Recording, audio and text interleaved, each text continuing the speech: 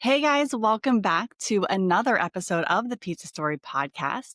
I have Will Fagg here today, and he's from Tiny Brick Oven Pizza. So, Will, thank you so much for being a guest on the podcast. It's really a great pleasure to be here, and anytime I can talk about pizza is a good time for sure. So I am the self-professed world's biggest pizza nerd. I built my own pizza oven, and there's nothing I love talking about more than pizza and people. Absolutely. Well, we're definitely going to get into that, but I want to talk about, how you grew up and kind of like your background and how you got into pizza to begin with. Yeah, it's a that is definitely a part of the story. I grew up in a My dad was career military and then retired. He was originally from Texas, and so there was a lot of Southern hospitality rules that sort of surrounded my childhood upbringing. And I'd say one of the most pivotal parts of that was that anytime we had guests over, there had to be food. It was just hospitality, friends or guests over always included food and like a special meal. And so that's always been in my head. I didn't know anything about pizza growing up. I knew a lot about fried chicken and biscuits and gravy and fried okra and peach cobbler and all these like very southern, delicious southern dishes. But I did know that having great food when you're entertaining guests, that was an essential part of hospitality. And so that really stuck in my brain until the pizza bug bit me later. Yeah, I can understand that. I also, growing up in an Italian family, food was like the main thing that we would do. It was, Sunday we would meet. We obviously grew up in a pizzeria. We were having pizza together. And even though we had the pizzeria and we had all this food, my grandparents always had something cooking on the side, like sausage and peppers, or, there was always some kind of pasta visual or some meal that was always on the side for us. Something always making the house smell delicious. Yeah, yeah, absolutely. I remember my grandfather would grow peppers and he would hang them for the hot pepper seeds. I mean, that sounds awesome. Yeah. We never had any hanging peppers, but we had a lot of stuff being cooked in our kitchen and always welcome guests with these like amazing meals. And I feel like that hospitality is sort of universal. Yeah, I think you're right about that. So take me through. So basically, you're growing up in this family and you guys are preparing these amazing meals for people. And so you kind of have this love of food. And then when did the pizza bug bite you? Yeah. So, I mean, I think that the idea that food and hospitality went together really caused this sort of pizza fever in me, I would say. I think I still have a pizza fever. I mean, I'm always thinking about how to make pizza better. But basically, I was an Airbnb host for many years, like an early adopter back in Alexandria, Virginia. Wow. Yeah. And in the very early days, I would serve just very average burgers and dogs on my barbecue grill in the backyard. And we had a very simple recipe. We would just have burgers and dogs, music, and beer, right? A very simple backyard barbecue recipe for success. Everybody loved it. But that was back when Airbnb was very new. And so back then, the guests were really on a budget and anything free offered to the guests, they were like, man, this is awesome. Like, Will threw this amazing party for us in the backyard. It was incredible. And so I was getting like 5 stars across the board. And I was like, wow, like people are, giving me these amazing reviews by doing just something I love to do already. It felt really awesome. But eventually Airbnb became much more mainstream. Yeah. And our guests that started staying in Airbnb became much more affluent. And those guests weren't staying in Airbnb just to save money.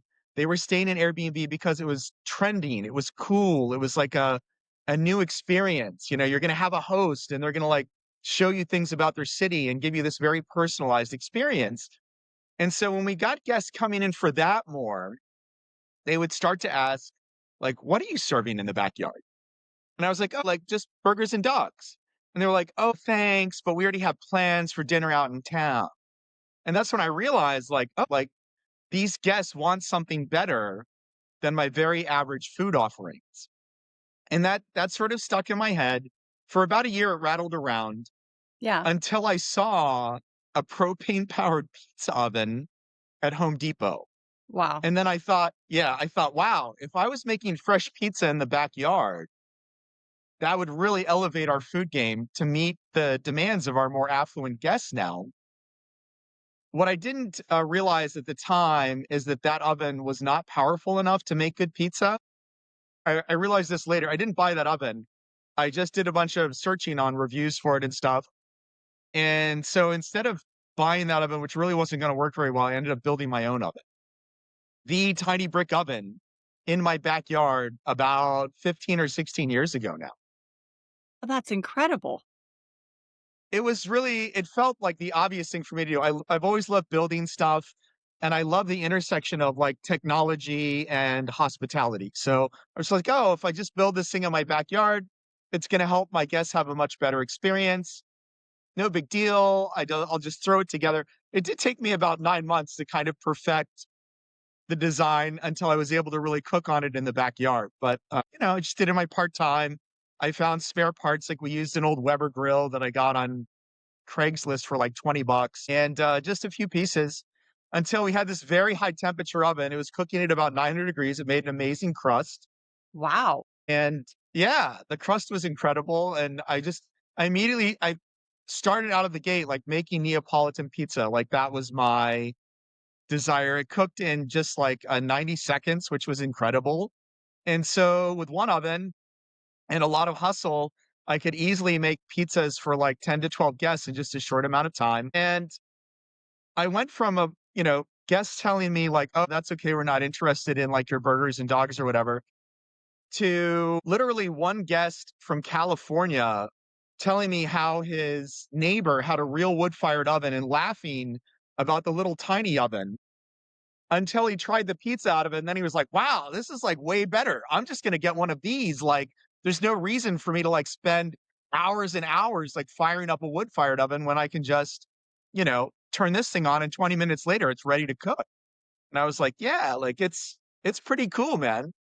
Wow. Okay, so you build the oven, the guests are loving it, you're serving pizzas, and then how long did this go on for? So that went on for about a year before we eventually get invited to start cooking at music festivals. Wow. Yeah, it just really snowballed very organically from, hey, I'm just like doing like pizza, beer, and music in my backyard. And like all my neighbors were invited. And I've got to say, we all thought the pizza was amazing back then. But, I wasn't very good at stretching the dough back then. I wasn't very good at making the crust very thin. And I was really just in my infancy as a pizza maker. So now, I mean, 15 years in, obviously my pizza game is much, much better than it was back then. And thanks to Facebook, it's like, remember this day from 12 years ago, and it'll show me these pizzas that are like really embarrassing now. Like 12 years ago, we thought that pizza was so, so good. And now I'm like, wait, did I serve that? Like, that's crazy. And I think it's just a testament to that, like, as long as you serve something with lots of love and you're genuinely excited about it, your guests are going to be genuinely excited about it.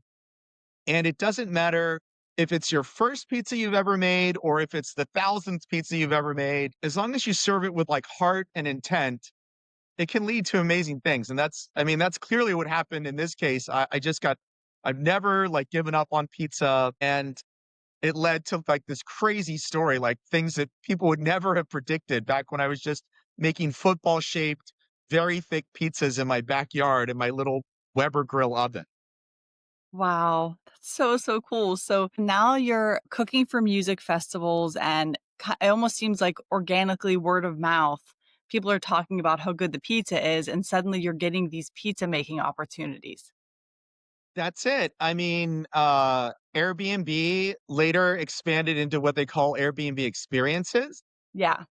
and, like, they were trying to make money not just from people sharing their home, but also sharing, like, a class or a tour. And I thought, wow, I'm already like doing these pizza experiences for my guests organically. I should just sign up for that. And then, basically every Saturday, I would have a bunch of Airbnb guests that were staying at other people's homes come to my house to learn, have a mini pizza class. Wow.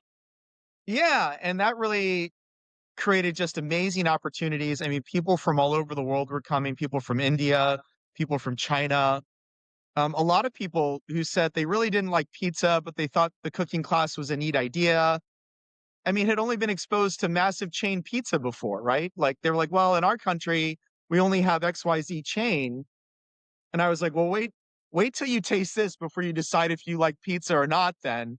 And of course, like once they tried something very fresh right out of the oven, they were like, this is incredible. Like you should come to China. You should come to India. And I was like, man, I love that idea so much. Maybe one day we will. Who knows? Wow, that's really, really cool. So you go from that, and then what happened next? Did you kind of move into this brick and mortar? It's a fun story. I mean, in the very early days, we had like a terrible name for our pizzeria. It was OTBOP. And I thought I could get people to remember that name, but it turned out even at festivals that we were doing for many, many years, people could never remember the name. They would just say like, "Oh, go to the pizza guy up on the hill." And I was like, "Okay." So one year I'm in my backyard, my neighbor is like, you should think about selling this oven. It's like it's very unique. It's like very cool. Like there's a market for it." And I laughed and said, "No, I don't think I think the money's in the pizza. I don't really think the money's in the ovens. It's fine." But he goes back, he's a very smart guy, by the way. He goes back and does a bunch of research on Amazon and comes back to my next pizza party and says, I've run the numbers and I think there's like $2 million. I think he'd be making about $2 million a year on Amazon alone if you were selling this oven." At that point, I was like, wow, this guy is really like insistent and 2 million's not anything to sneeze at. Plus, I just love the idea of sharing pizza experiences in people's backyard all over the world. That seemed really gratifying. I was like, that would be so cool.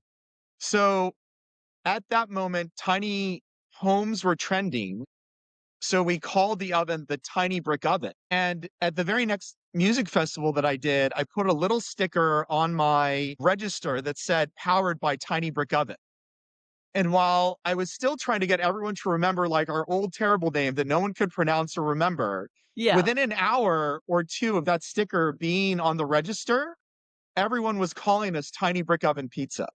Like, just like that was, I mean, in an hour, they remembered that name. It spread virally throughout the entire. It was like, oh, Tiny Brick Oven, Tiny Brick Oven, Tiny Brick Oven. So I was like, okay, that's the name of the pizzeria. Obviously, that's the name it should have been this whole time. And the community basically selected it. Like they could remember it, they could pronounce it more easily. It rolled off the tongue better. At that moment, and in doing all those music festivals, people were like, "Well, where's your stuff? Where's your store? Where's your store?" And I was like, "Well, we don't have one yet. Like it's coming, it's coming." And so I knew I wanted to open up a brick and mortar at that point because we had had about 3 or 4 years of doing music festivals and a pretty big fan base built up, but nowhere to tell them to go other than when we were doing those festivals. And I started looking around at commercial real estate down in Old Town Alexandria where my house was. It was so expensive. That entire area is like DC, Silver Spring, Alexandria, Northern Virginia, all of those areas, Arlington, were just all like way too expensive for our first brick and mortar. And I had gotten a job in Baltimore working at Johns Hopkins. And so I started looking around in neighborhoods up there. And one of the neighborhoods that I fell in love with, like from the very beginning, was Federal Hill. It's very like cool and historical. It's actually called Federal Hill because after the federal constitution was ratified, there was a tremendous party on the hill that went all night into the next day. And then after that night, they called that hill Federal Hill and then the surrounding neighborhood also. So it's always been like a place for people to come and party. College kids come down here all the time, like on the weekends to like drink and have fun. And there was this just one location, this little like spot. It was like this badly neglected storefront in this like beautiful neighborhood. And the landlord, in fact, loved pizza as well. And like when I told him my concept, he thought it would work really well and allowed us to just renovate the entire space and turn it into our own little brick and mortar shop. And we did that at the end of 2018 and opened in 2019. Wow, that's incredible. So, what happened with the pizza oven? Well, it's a great question. We're hoping to launch that on Kickstarter soon. I mean, it's gone through so many revisions. Like the very first oven that I cooked on was you had to manually turn the pizza. There was no like adjustment to it. A lot of times I was doming the pizza so that the top and the bottom would cook evenly. And when you're only doing that for, 6 or 8 guests, it's totally fine. But when we transitioned from doing those backyard pizza cookouts to cooking at music festivals, I knew that I needed an oven that would do more of the work for me. And so I told my friend Walter, like, he builds amazing things for like movies and for TV shows. And I knew that he's like a build it genius. So I was like, look, I've got this oven that I built. It's okay, but if it could rotate and be height adjustable. And he was like, I kind of like the idea of like working on this thing. Just bring it to my shop next week and we'll make a working prototype for you. And so, sure enough, it ended up taking about a day. He thought it would take about 4 hours. It ended up taking about 16 hours. We like stayed in his shop all night and were exhausted until the next morning. But he's just so driven to build things.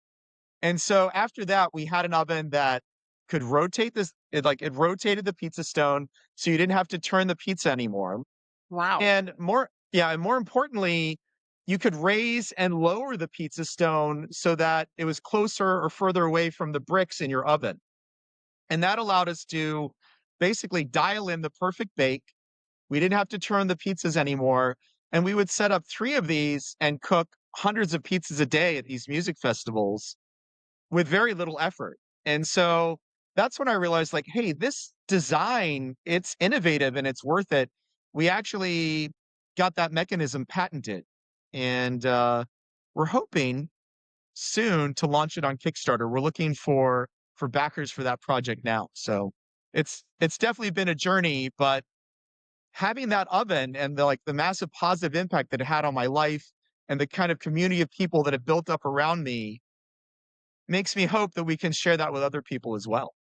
Yeah, I really hope you do. That's something I'm very interested in. I think it sounds so, so cool and definitely an innovative design, which is great. It really is. Our patent was awarded, and it's massively helpful. There's just so many great things about it that get me excited, and I love talking to another pizza person because I feel like you could fully appreciate. But I also have to temper myself when I'm talking to non-pizza people. I can just see their eyes glaze over as I start talking about hydration and flowers and all these like super pizza nerdy things. And I'm like, okay, wait a minute. Like, let me dial it back just a little bit. Like, let me try to be a people person and not just a pizza nerd so I can get that message out there to a broader audience. Yeah, I totally get that. So, can you take me through your menu? Yeah. I mean, we kept our menu very simple. We just have pizzas, a few appetizers. So we have like mozzarella sticks, crinkle cut fries, some chicken wings, like just real basic side items, and a few salads. But the main show, like the main star of the show, are the pizzas. Like we've always like featured those, and you know we got pretty famous for our New York style pizza. We used to do Neapolitan and New York style pizzas. But after Dave Portnoy reviewed our pizzeria, we decided we would just do New York style because that seemed to be the overwhelming demand. Everyone wanted to like try the pizza that Dave had tried. Mhm. And so now we just have New York style pizzas, or we have for people who aren't trying to feed like a whole family or a group of people, we have a slice combination, which is just 2 slices and a drink. Oh, that's perfect. Yeah, real simple, nothing too fancy. I mean, one thing I realized early on is that if we had lots of ingredients, like even I learned this just from my like pop-ups in my backyard. If we did lots of toppings, it really slowed down the ordering process. Like making one pizza became a much longer process. And then inevitably there'd be some ingredient that wasn't that popular and that we'd either end up wasting or I would have to find some creative way to use it in my food the next day, and that meant that ingredients weren't gonna be as fresh. So if you have this, like, humongous menu, it encourages food waste and encourages using ingredients that aren't as fresh.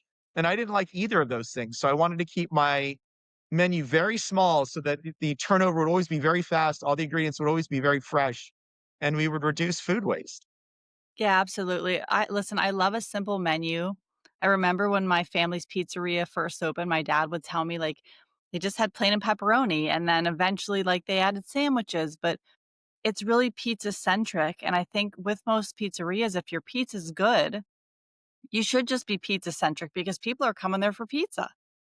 100%. We have a lot of different shops around us, and everyone, of course, always says our pizza is the best because really that's the main thing that we do. We don't have sandwiches, we don't have any of the other things, and I'm just like, you know, I don't want to bash any of those other places. Like I know our pizza's better because we're a pizzeria. Their pizza's fine too, but they're a corner store that offers like this humongous menu. It's just not the same thing. Like, if you want a cheesesteak, you should go there. And if you want pizza, you should come here. It's just a completely different model. So, yeah, of course, our pizza is better because we're a pizzeria and their pizza is fine too, but they're just a corner store.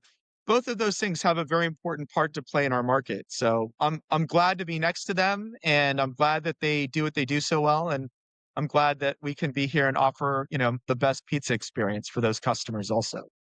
Yeah, absolutely.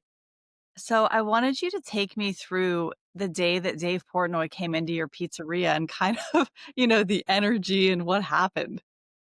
It is so wild, Erica. Like, I get goosebumps just talking about this. It's really the strangest thing because, I mean, I guess it was about a year after we opened the pizzeria that I even found out who Dave Portnoy was. I didn't even know who he was. Yeah. Like, I know so little about him at this moment. I'll tell you a really funny story. We put this little board up on our wall. I call it the Barstool Review Studio board. And we had a lot of our customers like come in and giving their own like Barstool score, like based on his style. Like they would take one bite, but really two or three. And then they would like look at the undercarriage. I mean, it's, you know, like they were just mimicking Dave Portnoy to the T, right? But when we put this board up, because I had only done it based on like what this one like drunk college student had told me, we even had like his name wrong on the board. Like he told me it was at Presidente. So like I'm having everybody like tag at Presidente until finally someone's like, no, no, it's at Stool Presidente. Like you've got the wrong name up there. I'm like, wow, I'm such a like Portnoy, like, non-knowing guy that I didn't even know what his real, like, handle was on social media. But eventually, these students come in we got the name right, by the way, after like, of course, we erased it, we put the name correctly up there, and we've got students coming in, and they're like, your pizza is the best in the city, but your score on the One Bite app does not reflect it. Like, you've got, like, a bad score on the One Bite app. You should have a much better score." So Yeah. I said, I mean, I agree with that. Like, that's not something we want. Can you all like make it your class project to like download this app and give me the correct score so that people will know? And so thankfully, all these Loyola students, they like downloaded the app, they put in their review. They would come every night around like 1 in the morning after they had been drinking all night. And they would do these kind of like funny, like college shenanigans. They weren't hurting anybody and they weren't damaging any property.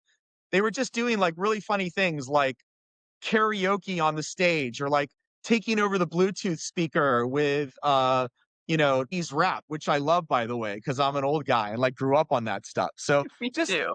funny things like that I thought, like, "Hey, as long as these guys are having fun, like, I think and they feel like this is their home away from home," I was all about it. And so, with that sort of bond and that sort of, like, friendship growing, they were very concerned that my score wasn't as good as it should be on the One Bite app.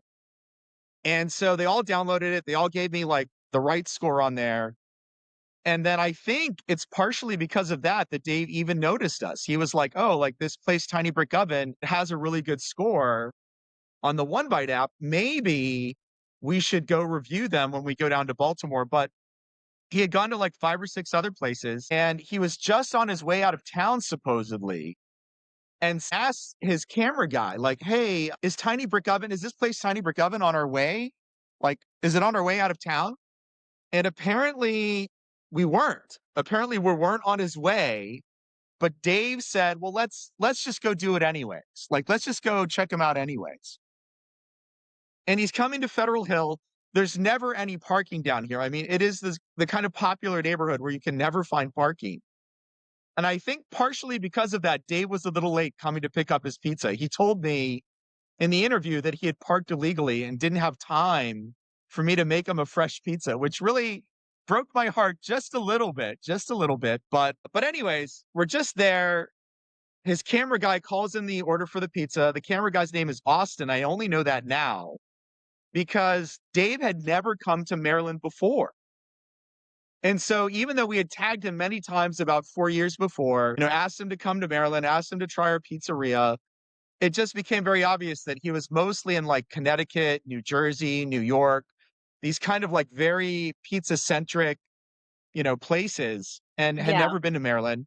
So we kind of gave up on him coming. I was like, well, he's probably just never going to come to Maryland. We're not really known for pizza, even though it's always been my mission to put us on the pizza map a little bit. And so that night we were getting ready to close. We were literally 12 days away from closing. We couldn't get our liquor license. Sales were really slumping. I had never made any profit because just 11 months after we opened, the pandemic set in. Yeah. And this created like a massive economic hardship really for everybody, not just for me, but for I think for any small business owner where you've built this idea that like, hey, you want to build community, a community of people coming together to enjoy themselves. And then suddenly you're told, oh, by the way, no one's allowed to dine inside your restaurant. It was really, yeah, it was tough for so many places. And I had to decide, like, I was like, look, I'm going to double down here. Like, I'm going to like work 16 hours a day. I'm going to, do everything it takes just just to kind of make this to make a kind of a long story short, we're struggling to get our liquor license. We're struggling to make sales in this neighborhood where people really come to Federal Hill to drink and to have food, not just to have food. Yeah. So we'd already built a reputation for having the best pizza. We already had our college students coming in after drinking every night. Habits for people going out really changed during the pandemic, and it massively affected our bottom line. And so I just thought, if I can't get my liquor license, I probably need to close and find another location, do something else, maybe go back to nursing for a little while until I can find a location where we can be more successful. And so we're sort of right in the middle of that kind of heartbreak. Like I've come to terms with it. I've decided, we've been here for 5 years. We've given it a really good run. We've done a Yeah. lot of amazing things for the community and for our guests and had these like amazing moments together. But just as a business, we had not been financially successful. And so we're just 12 days away from closing on Christmas Day. I decided, like, well, I'll close down on Christmas Day. Wow. I'll close down on Christmas Day, and any food I have left on Christmas, I'm going to give out for free to my customers. I was like, I'm just going to give this like sweet goodbye to my neighborhood. Like any food we have left, because I hate waste and I hate throwing stuff away. I'm just going to give it out for free on Christmas Day. Like, that's why I wanted to close on Christmas Day. Yeah. We're 12 days away from that when I get this call for a large cheese pizza, pickup for large cheese pizza. And I ask the guy what his name is. And there's this very long pause. And then he says, my name's Austin. And I just thought, this is probably just another guy who's used to be given a number instead of being asked their name. We get this, often at my pizzeria. I've always felt like our guests should be treated like they're our friends. We ask people all the time what their name is. And sometimes they'll be like, why do you need to know my name? And I'm like, well, that's just our vibe here, man. Like, we call everybody by their name. Like, we like to treat our customers like they're our friends. And so when there was just a very long pause on the phone, when I asked the camera guy his name, I'm sure he probably was just worried that maybe I would know that Austin was the name of Dave's camera guy.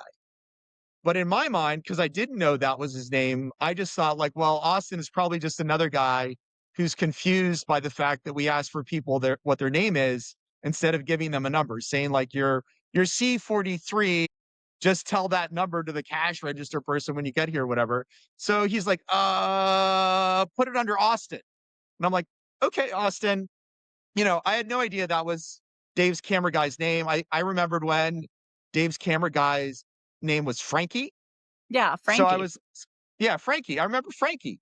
So I was like, "Okay, Austin, like, whatever. We'll just put it under that and then when you get here it'll be ready about in 20 minutes or whatever."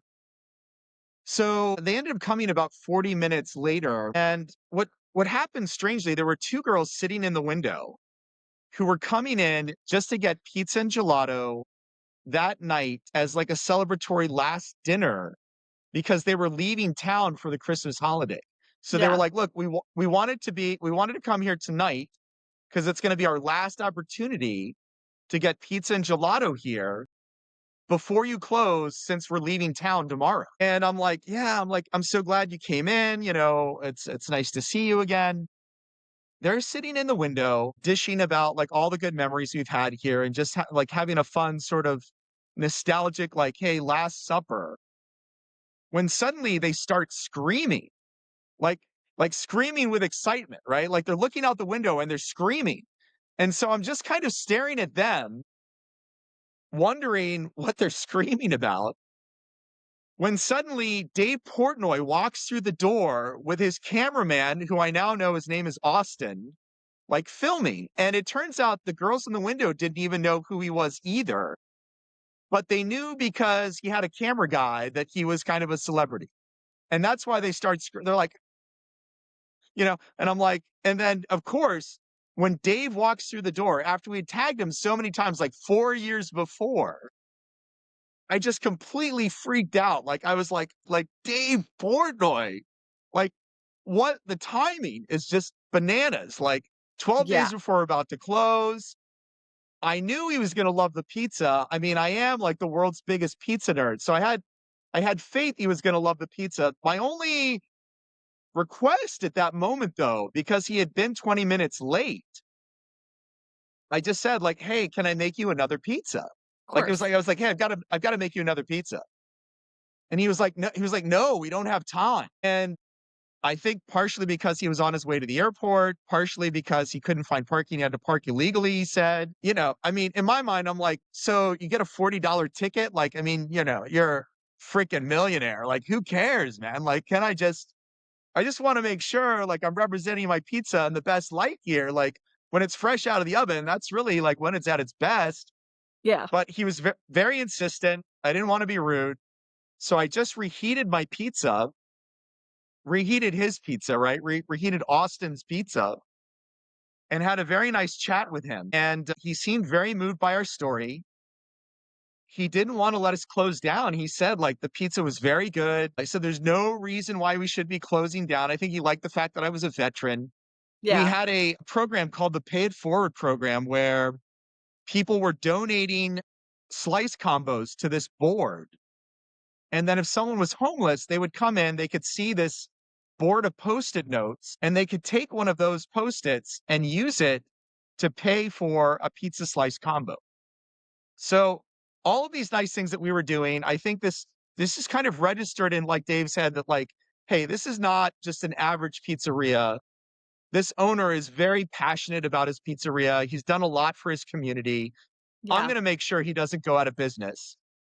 And he comes back in, and I'm just like, I walk out to meet him because I just wanna know what the score is, right? Like, in my mind, I'm just like, "What's the score? What's the score?" Like, everybody knows when this guy gives you a score, if it's a good score, it's sort of like a golden moment in the pizza world. And so I only go out with the genuine intention of just finding out what my score is before he leaves. And then he asked me like, "Hey, how much do you need to stay open for another year?" And immediately I'm like thinking, I don't really want I don't really want to ask him for any money. Like I didn't feel right about asking for anything like that. And so I tried to deflect his question by just saying I don't know. And like that was my polite way of trying to say like, I don't really want any money. But he was very insistent. He was like, "Look, if there's a guy in the pizza business who happens to be like super rich and you have to give him a number, he's going to walk away."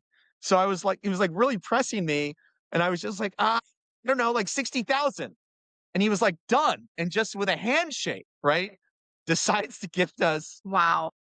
yeah, and then he still hadn't told me my score yet, which I was still more excited to know my score than this, like, $60,000 gift. I know that's hard to believe, but, like, as the world's biggest pizza nerd, I was so fixated on that score. Yeah. And so we have this discussion, he talks about how he's gonna send me the money, and I'm, like, about to start crying, like, this whole thing, like, because I just know we're not gonna have to close down on Christmas now. We're gonna be able to continue on, right? And so, um, I'm kind of processing all of that emotion, and finally, he tells me that our score was 7.9, and he specifically mentions, like, "And I didn't let you remake it, it was a reheat," all these things, and so I'm just Wow. thinking yeah, like, 7.9 is a good score. I know we could have done better if he had had a fresh pie, but, like, honestly, it was so nice. He was so nice to us. The score was so nice. The gift was so nice. I don't think the visit could have gone any better if we had scripted it, and after a lot of thought about this, I decided I would get that score tattooed on my arm, I love and, it. yeah, I'm like, "You know what? It's just been such a life-changing moment, and pizza's such a part of my soul. I want my first tattoo to be this Barstool score." And it's not just a pizza score, it's really a symbol of the resilience, the community, the love, and the support that we had always had at this pizzeria. And so I don't want to say that like Dave's score was I don't want to say that like that score was the proof because I feel like we already had the proof. It was just sort of more a validation, like a reaffirmation of what everyone had already been telling us that our pizza was the best, that our hospitality was the best, and that our community spirit was the best. And so when Dave shined a light on those things, it did just open up a floodgate of support for all the nice things that we had already been doing and all the great pizzas that we had already been making. And it felt really nice. It felt pretty nice to get that validation, I would say. Absolutely. It seemed like you were doing a lot of things right for a very long time, very consistently, and then finally got that validation of just doing so many right things for so long. I think that's right. I mean, I know that there's people around us all the time that are doing that. And sometimes in this crazy media landscape, the news and various media outlets really only seem to focus on like the extreme worst things that people are doing. Yeah. And I mean, there's just hundreds of amazing people around me here in Baltimore all the time that are never going to be on the news because they're just genuinely doing super nice things all the time.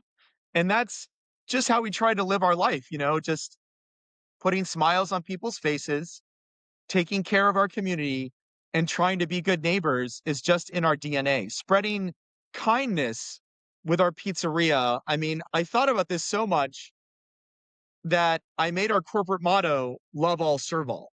And that was in place long before Dave ever reviewed us. That is the Tiny Brick Oven motto is love all, serve all. And we really believe that. Like that's what we're here for. We're here to spread love. We're here to serve our neighbors. And so it felt pretty nice to get recognized for doing that.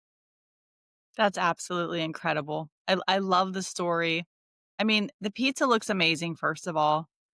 I absolutely love that you're a veteran. It's, as you know, I have, my grandfather was a veteran, so that's also wonderful. But just the story and everything you guys stand for is just absolutely so cool and unique. And I want everyone to just go and see you guys and eat your pizza. So I want you to tell me, how do people find you? Like, what's the simplest way to find you?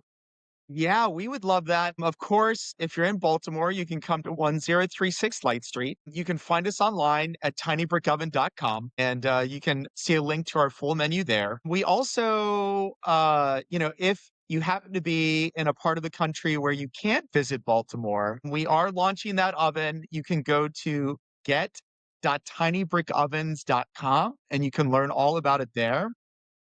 And if you would like to take some online pizza classes, you can go to mypizzaschool.com. So we have all these different things going on. I know I feel like it's a lot. There's never enough time in the day, I would say, but as long as I'm putting smiles on people's faces and able to spread pizza love, I feel like I always find the time to do it. So hopefully with those resources, you can either find a way to like bring pizza love to your backyard, or you can pick up a delicious slice in Baltimore, or you can even just take a virtual class online so that you can learn how to make a very simple New York dough that you can bake in your home oven.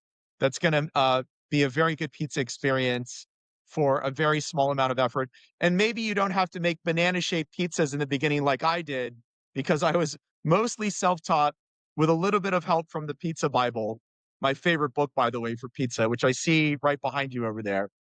And, God bless Tony Gemignani and many other like pizza pros that have definitely offered endless hours of advice and help along the way. So that's probably those are probably the best ways to sort of reach out and become help us become part of your pizza journey, I would say.